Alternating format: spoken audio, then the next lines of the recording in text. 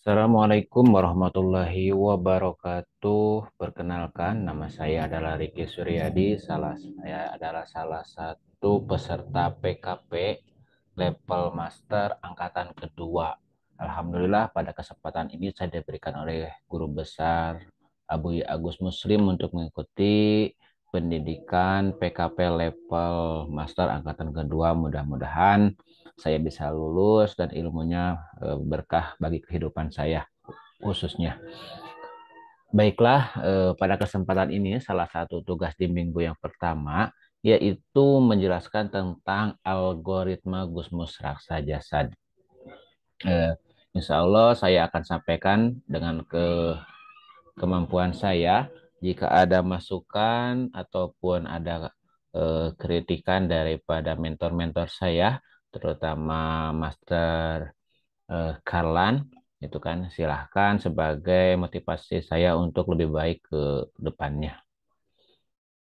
Menurut saya bahwa algoritma GM ini adalah salah satu SOP yang sudah ditentukan oleh eh, Perkumpulan Gusmus Raksa Jasad.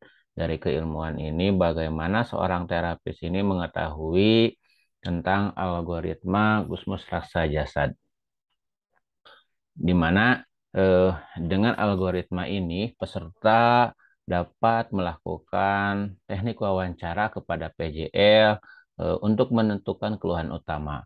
Kemudian peserta juga dapat melakukan pemeriksaan tanda fisik seperti tanda pitar, raksa jasad, raksa jiwa. Kemudian kita juga si sebagai terapis bisa menentukan mengaplikasikan nantinya 6 titik istimewa. Jadi dari algoritma ini sampai dengan tahapan nanti kita bisa mengetahui herbal apa yang tepat sih untuk PJL. Nah, dari awal wawancara sampai dengan menentukan herbalnya kita bisa menentukan. Jadi dari trilogi GM ini yang pertama kita mengenali masalah, yang kedua mengaplikasikan, yang ketiga mengklasikan eh, dengan herbal ataupun dengan yang lainnya. Menurut saya, bahwa algoritma GM ini yang pertama yang dilakukan oleh seorang terapis adalah kenali dulu masalah. Berarti harus wawancara. Ada 5W dan 1H. Kemudian setelah kita mengetahui masalahnya, kemudian kita mengetahui yang namanya keluhan masalah, keluhan utama. Nah, dari keluhan utama ini kita bisa melakukan metode yaitu raksa jasad ataupun raksa jiwa, atau istilah yang lainnya itu jari puntur. Kemudian dari keluhan utama kita bisa mengetahui titik sakit atau zona keluhan yang terjadi. Kemudian selanjutnya ada simulasi rasa sakit 1 kali untuk melakukan stimulan respon terhadap PJL seperti apa. Kemudian setelah kita melakukan raksa jasad, nah sakit yang dirasakan oleh eh, PJL, terutama kelemahan organ atau akibat psikologisnya, kita bisa mengarahkan bagaimana menjaga pola sehat itu kan. Apa sih yang terganggunya sehingga organ tubuh ini mengalami penurunan. Nah, setelah itu kita atasi keluhan si PJL ini dengan beberapa titik istimewa sesuai dengan hasil daripada rasa jasad dan rasa jiwa. Setelah itu kita bisa respon PJL, ya kan? Nah, dari respon PJL ini ada sistemnya perbaikan, kemudian juga ada dengan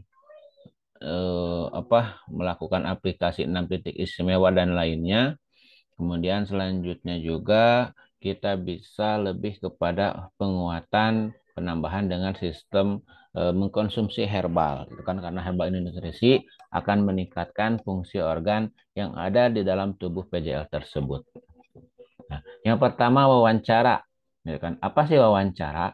Wawancara itu adalah sebuah teknik penggalian informasi oleh seorang terapis terhadap PJL. Untuk apa? Yaitu untuk mengetahui keluhan utama yang dirasakan oleh PJL. Ini sangat penting karena dari sini kita bisa menggali apa yang menjadi keluhan utamanya. Lalu keluhan utama itu apa? Keluhan utama adalah keluhan yang secara subjektif paling dirasakan oleh PJL pada waktu kontak dengan seorang terapis. Nah, wawancara juga meliputi beberapa apa yang dikeluhkan, siapa yang merasakan, daerah mana yang terasa keluhannya. Kemudian bila keluhan itu terjadi, mengapa keluhan itu dirasakan? Bagaimana keluhan itu dapat diatasi? Kemudian si terapis juga bisa mengetahui penyakit yang diterima, yang diderita tidak identik dengan keluhan utama. Kemudian penyakit adalah siapa itu penyakit, kumpulan tanda dan gejala yang dirasakan oleh PJL. Jadi kita gali nih apa sih yang menjadi keluhan utama. Jangan kita begitu saja menentukan Anda sakit ini, tapi kita dengarkan dulu apa yang menjadi keluhan si yang namanya PJL. Sampai beliau mengeluarkan unek-uneknya dan merasa nyaman apa yang dia inginkan. Nah, kemudian untuk melakukan wawancara, kita juga harus yang pertama nih, bersikap terbuka. Kemudian menggunakan bahasa yang dapat dipahami oleh PJL. Jangan terlalu luas bahasa, tapi lebih kepada bahasa PJL ini seperti apa sih kesehariannya. Nah, kita menyesuaikan. Kemudian tidak melakukan pertentangan dengan PJL. Jadi dalam artian ketika PJL merasa tidak nyaman, kita bertentangan dengan pendapat PJL tidak boleh. Kemudian mengiyakan keluhan yang dirasakan oleh PJL walaupun bersifat subjektif. Iyakan dulu untuk sementara, kemudian tidak menyalahkan atau menghakimi PJL. Nah, selanjutnya untuk mengenal gangguan yang terjadi pada tubuh manusia. Bagaimana seorang terapis bisa mengetahui gangguan yang terjadi pada tubuh manusia? Yang pertama, rasa sakit di titik manapun yang diakibatkan ragangnya saraf tepi, dan untuk mengenalinya itu dengan mengaktifkan saraf tepi dengan cara dihangatkan. Kemudian rasa kesemutan yang diakibatkan mencicilnya saluran darah disebut juga dengan vasokonstriksi. Rasa kebas diakibatkan menyumbatnya saluran darah oleh suatu zat, bisa kolesterol, asam urat, dan gula.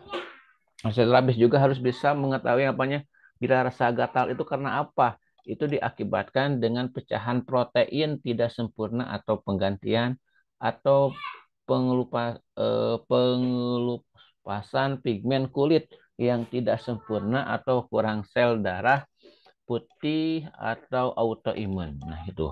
Kemudian bagaimana ketika PJL ini mengalami rasa panas, itu diakibatkan kelebihan gesekan di pencernaan atau penurunan sel darah putih atau juga terlalu banyak sel darah putih. Kemudian apabila ada PJL mengalami yang namanya rasa kedinginan, nih diakibatkan oleh apa? Yaitu kurang nutrisi khususnya protein dan zat gula. Baik isomaltologi sakarida atau gula dari tumbuhan. Kemudian bagaimana PJL ini mengalami yang namanya linglung, kurang kesadaran. Nah, itu diakibatkan kelebihan tekanan darah atau kelebihan racun dalam tubuh PJL tersebut. Nah, kita juga harus mengetahui mengenal gangguan yang terjadi pada tubuh manusia sehingga kita bisa menggali lebih dalam apa yang terjadi terhadap PJL. Nah, selanjutnya pemeriksaan fisik. Tanda-tanda vital dulu ya. Kita dicek dulu denyut nadinya, periksa frekuensinya, irama dan intensitasnya, itu kan. Frekuensinya apakah rendah atau mengenai fungsi organ, apakah tinggi peningkatan aktivitas organ. Kemudian iramanya juga itu kan harus teratur, apakah normal atau tidak. Jika tidak teratur berarti gangguan fungsi organ. Intensitasnya juga harus kuat, apakah kuat, lemah atau tidak teraba. Kemudian pernapasan gitu kan, kita cek dulu periksa frekuensinya, irama dan intensitasnya juga. Selanjutnya kita juga cek suhu tubuh, teknik percobaan dengan menggunakan telapak tangan dan punggung tangan. gitu kan. Apakah panas atau dingin. Kemudian mata nih, kelopak mata merah muda itu tandanya normal. Kalau pucat itu kurang darah, putih mata, putih berarti normal. Kalau merah infeksi atau panas darah liver. Kuning, kan biasanya kita istilah dengan koningen ya. Nah, itu kandung empedu yang terganggu. Kemudian anak mata mengecil bila terkena sinar itu normal. Melebar bila terkena sinar berarti dengan eh, batang otaknya. Nah, kita cek juga lidah jadi PJL apakah lidahnya sehat atau tidak. Nah, kemudian setelah itu kita lakukan yang namanya jari akupuntur atau sekarang itu istilah dengan raksa jasad raksa jiwa gitu kan.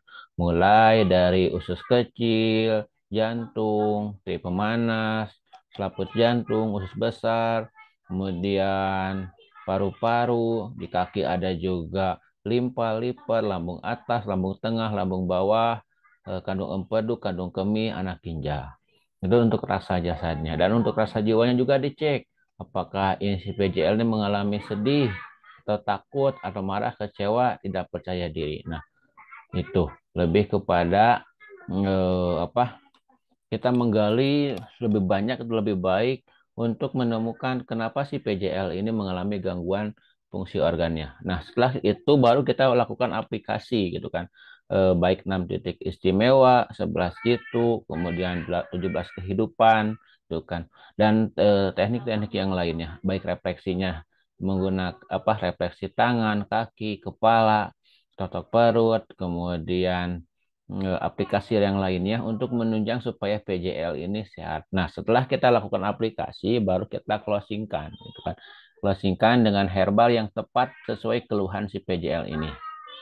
Nah, juga kita sarankan bagaimana PJL ini melakukan pertemuan selanjutnya supaya kita bisa mengontrol kesehatan si PJL ini. Itu mungkin pendapat saya mengenai masalah yang namanya apa eh, algoritma Gusmus Raksa Jasad. Mudah-mudahan mentor-mentor saya puas. Jika ada kekurangan, mohon masukannya sebagai motivasi saya untuk ke depannya. Terima kasih. Akhirul kalam. Assalamualaikum warahmatullahi wabarakatuh.